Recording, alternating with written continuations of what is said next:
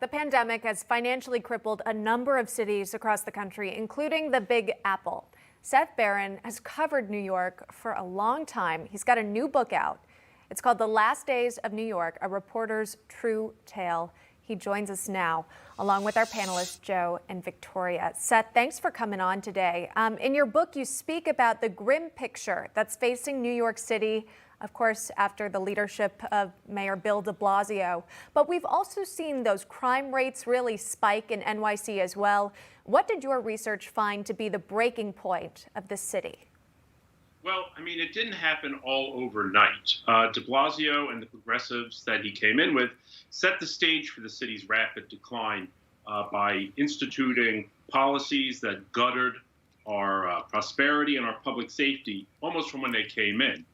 If you'll recall, de Blasio came to office promising to end the tale of two cities. What this meant was just class warfare, racial division, and essentially eliminating trust in the police, a war on business. So this all, spiraled and built on itself until when COVID hit, the city kind of collapsed.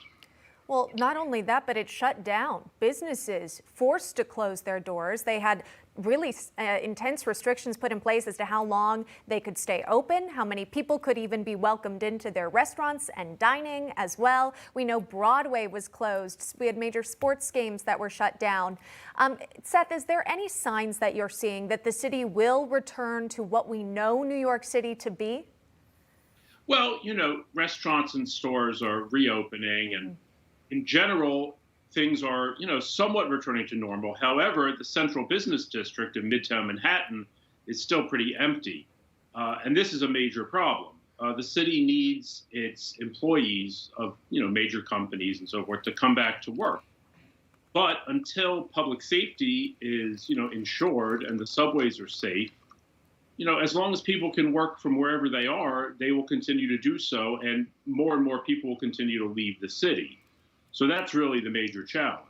Right. We're seeing people flock to other cities. We've heard a lot of New Yorkers go to Florida as well. I want to bring in our panelists now. Victoria, I don't know the last time you were in New York, but perhaps it would look quite different from what you last remember it to be. Again, in New York City, you've got a lot of empty office spaces as well.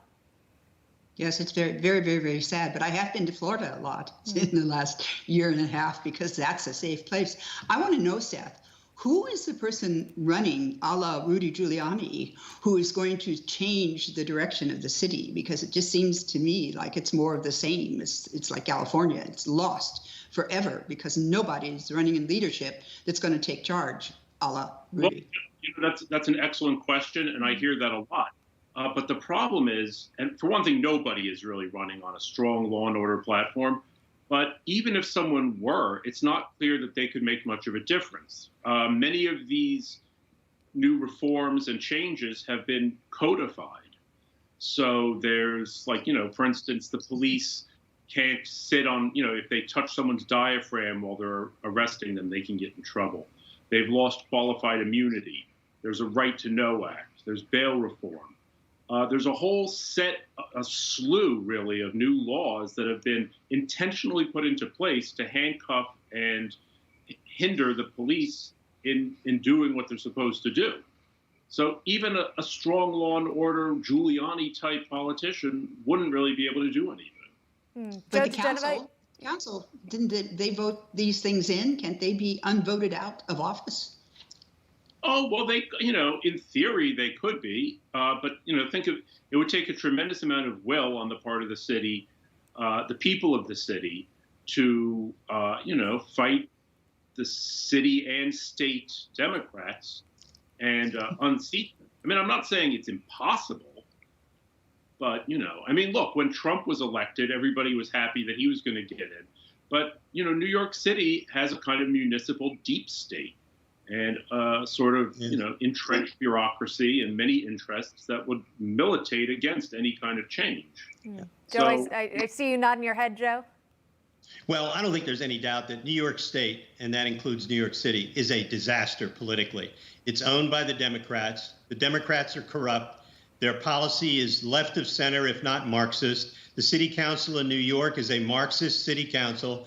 They're screwballs, and they're not going to allow anything to change.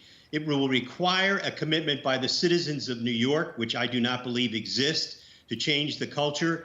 And what's going to happen is the citizens of New York are going to destroy their own city. This is Pompeii without a volcano. Oh, man, I hope things turn around quickly. I love this city, but it's just not what I know a lot of people were promised when they were shown the idea, New York City. Joe and Victoria, please stay with us. Seth Barron, thank you. He's the author of Last Days of New York. It's available everywhere books are sold. You could save time. You can head to the link on your screen, order Amazon today. It's going to take you directly there. Seth Barron, thanks so much. Hey, I'm Rob Finnerty. Thanks for watching. If you enjoyed this video, please join the conversation in the comments below. Don't forget to subscribe, too. Hit the bell icon to be alerted to breaking news. And remember, there's a whole lot more on Newsmax TV, America's fastest growing cable news network. Newsmax TV, we're real news for real people.